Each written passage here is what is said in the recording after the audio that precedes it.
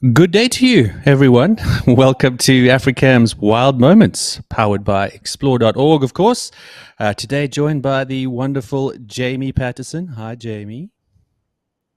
Hi, everyone. Hi, Russell. Thank you for having me as always. Oh, it's great to be back. Great to be with you. And yes, for those of you who don't know me, I'm Russell Gerber. You can see my name on the screen there.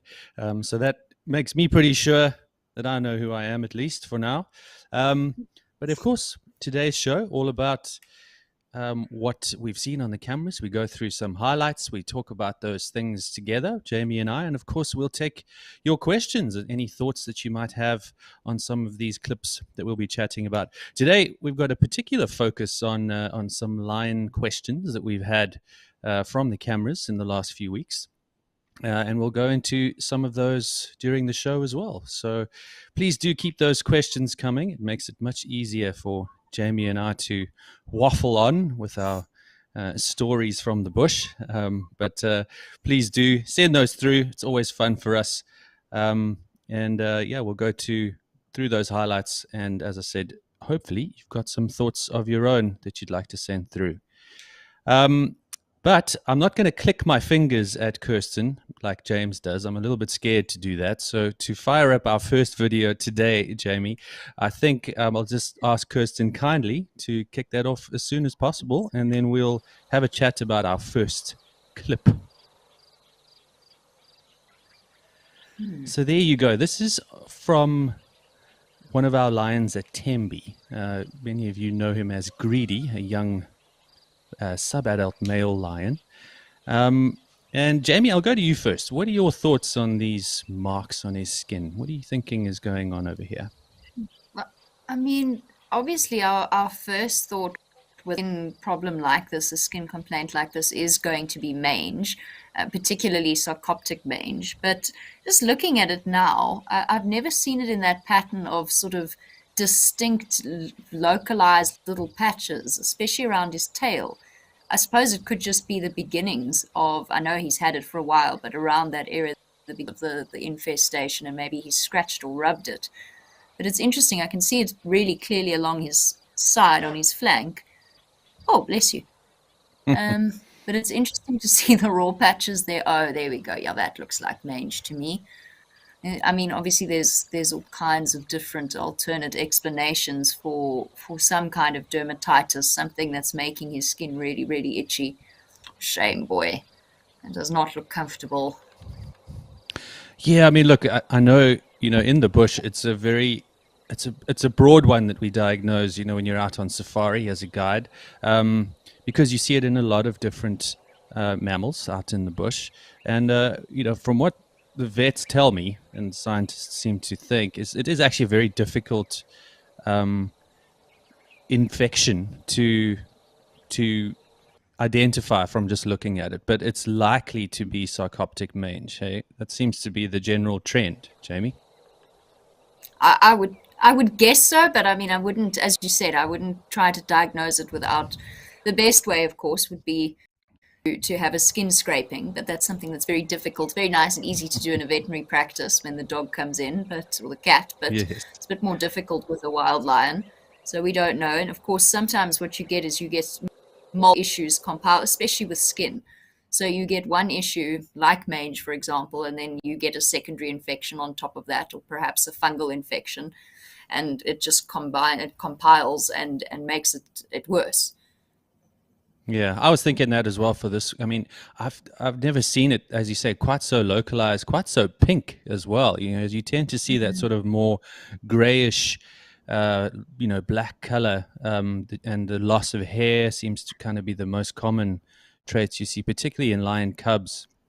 If I think back to my last trip, we had quite a few, especially around Kruger, where a few of the cubs had, fairly severe mange. But again, it was normally around the face, where, if I'm not mistaken, Jamie, you let me know what your thoughts are as well, that it tends to come from mom, or of course any other females that they would suckle from.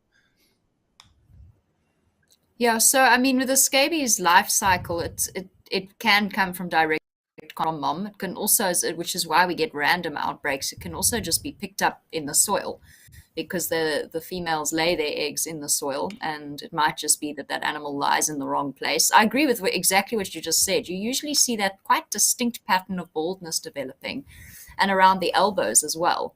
And he doesn't Mm, see that same pattern, but then it's so individualized as well.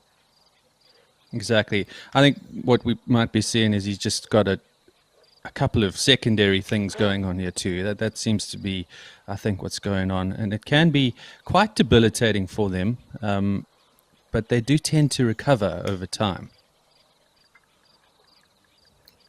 Yeah, I mean we've seen some really horrible cases of mange in the Sabi Sands, and it was always interesting to me. It's always very distressing to watch, actually. First of all, Mm. especially when young cubs are involved, because as you said, it can be really debilitating. They become very anemic, the secondary infection. Please excuse the chickens, if you can hear that. But then, what we had was we had two prides of lions with cubs of exactly the same age, both very suffering very severely from mange, and all eight cubs of the one pride died, and the eight survived from the other pride. And when they were exposed again to the mite, or at least we think to the mange, then they really only got it on little patches in their skin, and they recovered Mm. extremely quickly. So it's interesting. There seems to be an immune function related to that builds up. Yeah, I've also seen that out in the field a few times. And we actually got a question from Rolling Trouble that I'll get to in a minute, but we've got a few hellos that I wanted to get to. Just a couple out there. We got Cindy Shelton, Rolling Trouble, Mary Momo, Sergeant Pepper, and Alison from Liverpool. There we go. Hello, everybody. Thanks for joining us. But yeah, so Rolling Trouble asks, what is the survival rate with mange? Hmm. Well, I have absolutely no idea off the top of my no, I head. I don't think know it must be exactly. really, yeah, really population dependent, because so much of that extreme skin reaction is based on a hyperactivity, so an immunological response. I think it's so Mm. individualized, and I honestly have no idea what the percentage would be. Yeah, I looked at a few articles and things about this. There was no real clear research that sort of identified a survival rate, or that mange in particular was particularly lethal to species here in Africa. As you say, it just depends on how they react, what their environment is, perhaps how well fed they are, how healthy they are to be able to fight off other secondary infections, etc. But I would say, from what I've seen over the years, that the survival rate's pretty high. It can stick with them for a while, but they do tend to survive. They can still eat. Um, it's only those secondary infections that really start to knock them down. So, good I question. mean, First up, yeah, especially a strapping like that. He looks, apart from his horrible, itchy looking skin, which looks so uncomfortable, he looks fine. He looks perfectly healthy. exactly. And I mean, we've seen him around the waterhole for quite some time now, and still kicking on. He survived a very violent encounter with another pride of lions where we think we lost his brother um, in that particular fight. So he's a survivor, and as you say, he looks otherwise healthy, I would say. We got another question from Kate. Kate says, "So will it go away?" It often does, Kate. As Jamie was saying, you see it in certain individuals and in certain prides that you do actually see it go away with time, and they seem to develop some kind of immune response once they've had it. And then another question, Jamie, from Gigi: what other types of mange do you get? I mean, the only one I know of is, well, I know sarcoptic, and then there's what was it called? Demodectic, I think, Yeah, which is a different kind of demodectic. mite. Yeah, I don't know. Yeah, so What I was mean, that one? yeah, so Demodex mange it's a totally different thing, and I don't think we often see it in wildlife. I could be mistaken on that, because the Mm, Demodex mice are the ones that we have naturally. We've got them living in our eyebrows, our eyelashes. I mean, you really don't want to look too closely at yourself under the microscope. And dogs and cats and animals have them living in their follicles as well, and they don't burrow as deeply, and they just generally kept in check very rare that you get a situation where, for some reason, they just take over and that balance is lost. You know, your skin is crawling with all sorts of microorganisms and fungus and bacteria, and something happens that the balance is lost, and those mange mites just explode. And they think there's very much a genetic component involved in that, which is why certain dog breeds, for example, are more prone to it. And I don't think you're likely to see many cases of that in the wild, certainly not here. I could be mistaken, but I don't think so. Yeah, I think you're right. I feel like sarcoptic is the one you see in wildlife, certainly in South Africa that I know of. But yeah, the the mites on our bodies is something I try to ignore as much as possible. I know most people feel the same. So let's move on before we start getting into that dangerous zone. Chris, what's our next what next clip you got for us? Okay, so this is Greedy's mama, F70 as she's been dubbed, who seems to look okay for the most part, certainly compared to her son. I haven't noticed any particular infection or sites of mange like we've seen on her son. She's got a few scars from being quite a successful old lady, but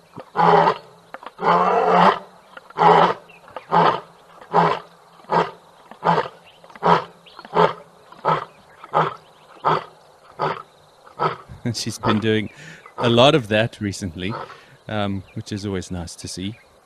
But look at her. Look, she's in great condition. And what I wanted to ask you, Jamie, and was something we were chatting about, I was chatting with James and Kirst about it as well.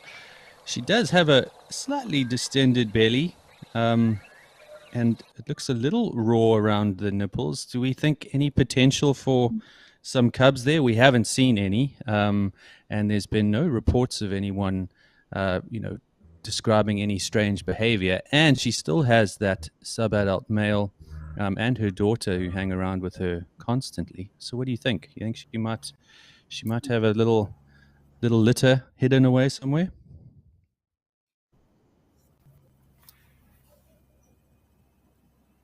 Are you still there? Did I lose you for a second? Yeah, I'm back. I think I'm back. There we go. The joys of the internet. That's all right. So what do you think? You think she might have some babies hidden away? I think it's possible. I mean, in that clip, her nipples are definitely slightly distended. And I can't see any fresh suckle marks, but she does appear to have that sort of mommy saggy belly that they get when they're carrying lots of milk within them. I think it's possible. Obviously, I don't know when you first started noticing the signs, but it definitely looks like, and I suppose it would be around about the right time, given his age. Agreed. I mean, that's what I was thinking too. Thinking about how her last litter and how old they are now, this would be around about the time that you'd start to see them chasing away the young male, of course. But there isn't really a dominant male in that area that tends to hang out a lot. And I think that's why old Greedy has stuck with mom for so long.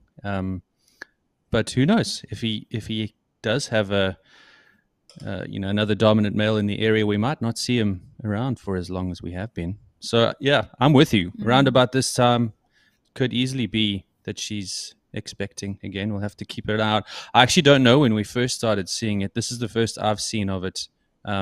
Of it actually a fairly good sign. So maybe. Yeah. I guess we'll check in looks like 4 months.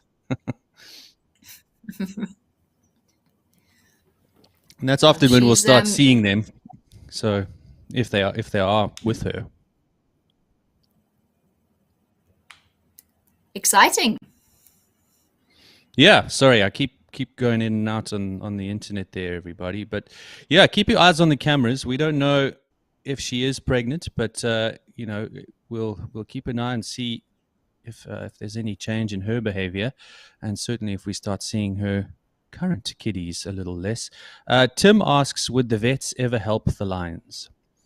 Very good question, Tim. In most instances, the various game reserves, and people involved with conservation in conserved areas will try to stay out of natural threats to the animals as much as possible. The only time they ever really step in is when you have a human caused problem in the environment. So whether it be snares from poaching or an animal injured from debris from humans left in the wild, maybe an animal eating plastic or something awful like that you'd see somebody step in from a vet point of view. But for the most part, they try to stay out of it, certainly from natural causes like sarcoptic mange. Unfortunately, it is something we've seen a lot,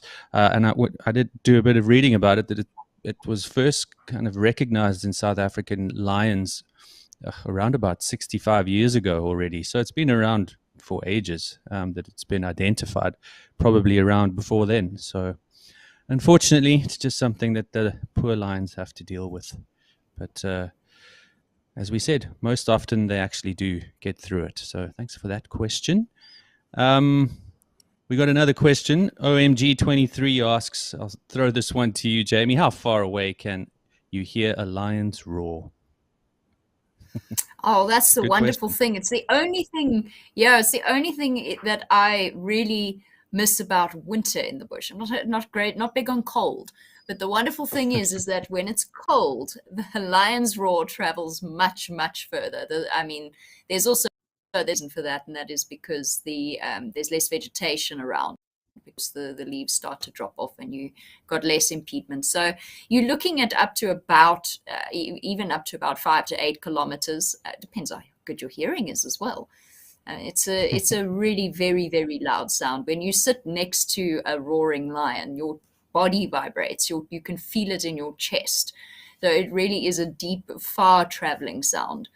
Again, depends on the topography of the landscape and all of those sorts of factors, but it does. And I'm sure the lions are hearing it much further away. Yeah, it's funny you say that. I mean, every time you do sit with lions around about that, early evening as it starts getting dark on safari, and you see their heads pop up for no particular reason, and as you just know they've heard something, and then not long after that they all start roaring together. There's nothing quite like it. As you say, it basically shakes your whole body. You can feel it through the vehicle. But yeah, super cool and a great question. OMG, I hope one day you get to come out to the bush and experience it for real. Lisa White says, Greedy seems to be a mama's boy. Absolutely. A lot of the cats, Lisa, the boys like to stick to mommy as long as they can. Even humans, I'm the same. Don't worry. It's part of our genes, really. So we try to hold on as long as we can, but eventually he will have to make his way, particularly if there's another male in the area like we were speaking about a little earlier. Anna asks, will the male leave mum once the new cubs come? What do you think, Jamie? I think if that other male doesn't come around, he'll stick around, I think. Yeah, I think he'll quite happily stay if mom will let him, and if there's male to chase him away. I've seen sort of sub-adult male lions his age be wonderful with young cubs and gentle and play with them, and it really depends on the circumstances. I don't know if she does have cubs who would have fathered them and how tolerant said lion might be, but he might find himself having to hightail it. But if there's no reason for him, it's a big, scary, dangerous world out there, and if he's got his bread buttered this way, it works out well. Yeah, agreed. You see it all the time. Leopards too. I know you guys in the Sabi Sands, would have seen it plenty with the boys sticking with mom as long as they possibly can as well. It is a scary world for them in particular, as they leave out into the wild world on their own. Shame. I saw a young one who'd just been chased away by mom, that a lot of the guards had watched, and he was having a hard time, but he'll get there eventually once he finds his own place. But great question. Thank you very much for that one. Sasky Brenda says, okay, I'm pumped. I thought we would see cubs in July from F70, so we'll be watching. Thank you, Jamie and Russell. Well, you're welcome. I hope she is pregnant or it has cubs already too, Brenda. And yeah, we'll be keeping our eyes out as well. That'll be very fun to watch, to see the next generation come through. But we got one more lion clip that I wanted to go on to, and let's go ahead with that one.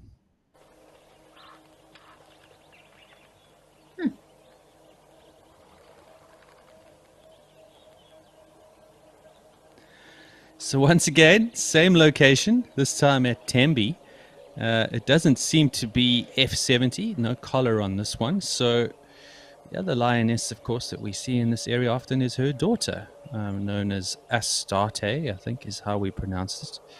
But fun to watch, highly ambitious. Actually, she does look like she has a collar on. What do you think, Jamie? I'm sorry, I was watching the very offended expression on the giraffe's face. Oh, no collar. Yeah, we'll run it again, but it is pretty hilarious to see a lioness chasing a giraffe like that. He's actually slightly incredulous. He can't believe what's happening.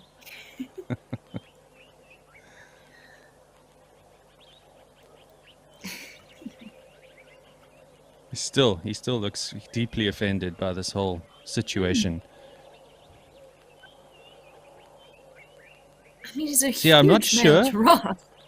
He is. I mean, it's absolutely astounding that this lioness decided to take it on. You can see how little that that male or bull giraffe thinks, is worried now. He's not concerned in any way, more offended than anything. Sure. I mean, in that sort of instance, what do you think the chances are of a fully grown lioness taking down a big bull giraffe like that? Next to nothing, unless he fell over, perhaps. I'm with Maybe you. If he got his leg stuck in a hole or something. I don't know. Severely unlucky. Yeah. Yeah. No, and it could be the daughter.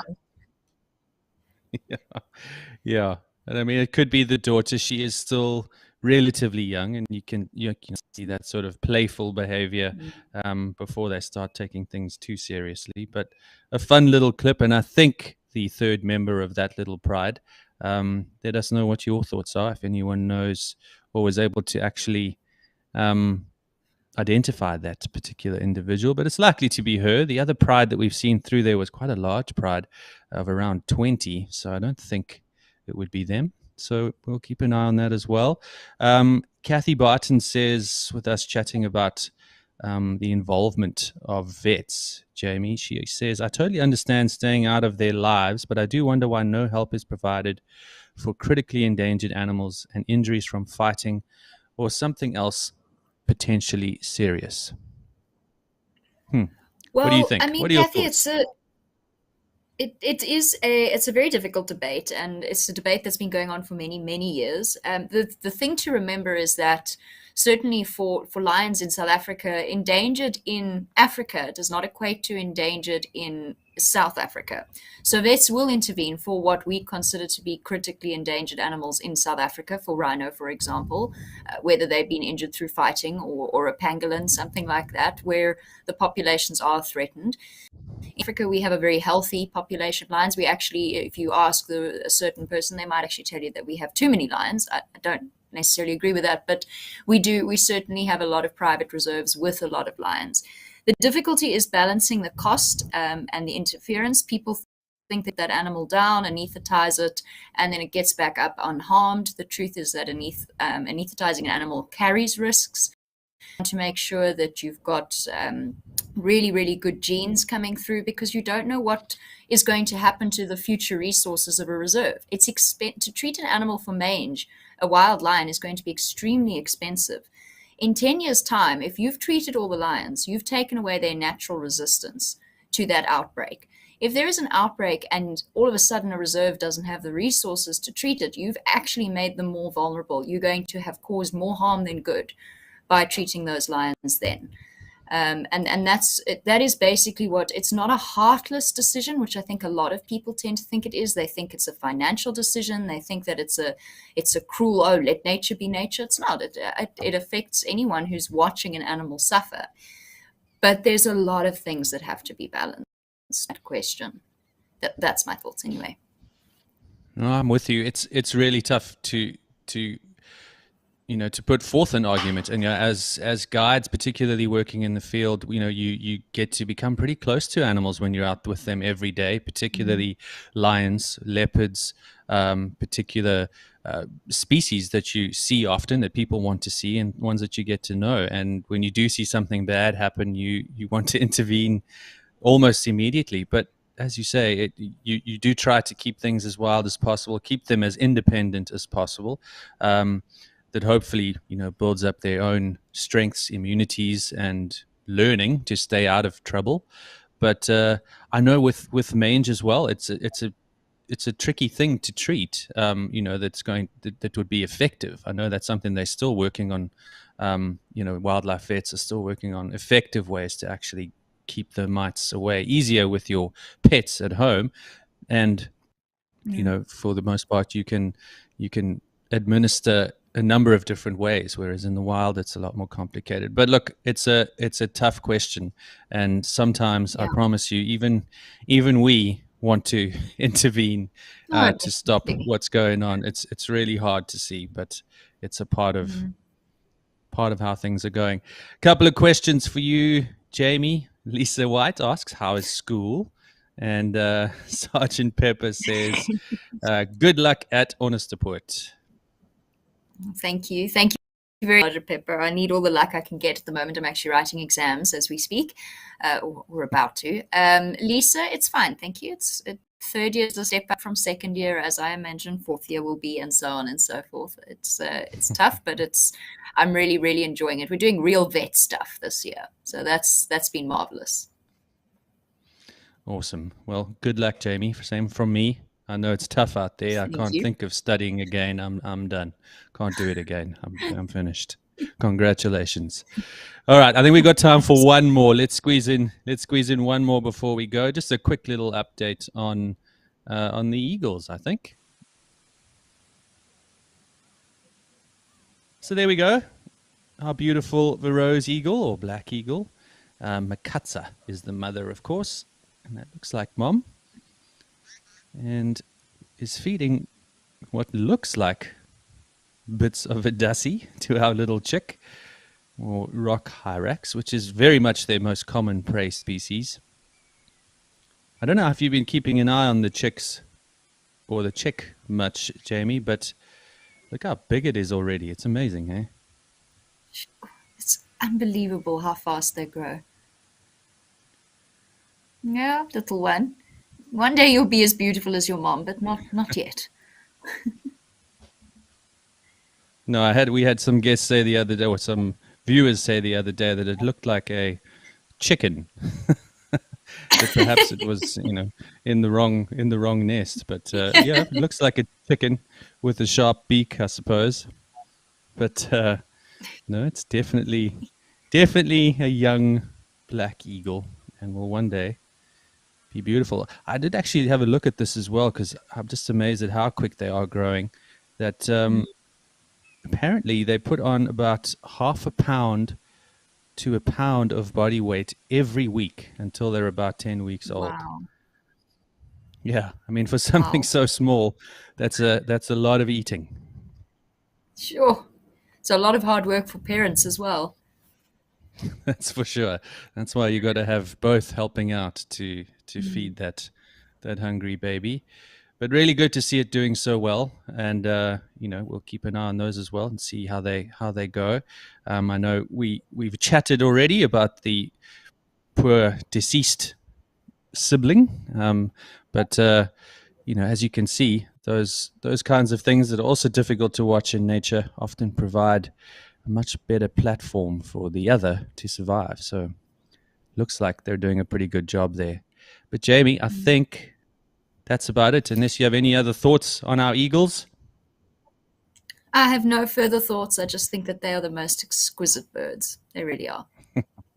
They are, and it's really cool to have a little window into the life. So we'll keep an eye on them, and we get to see this little chick grow up all the way to fledging, which will be super fun. But in the meantime, we are out of time. So thank you, Jamie, for joining us. Great fun to have you. Thank you very much. Thank you. And Always thank fun. you, everyone.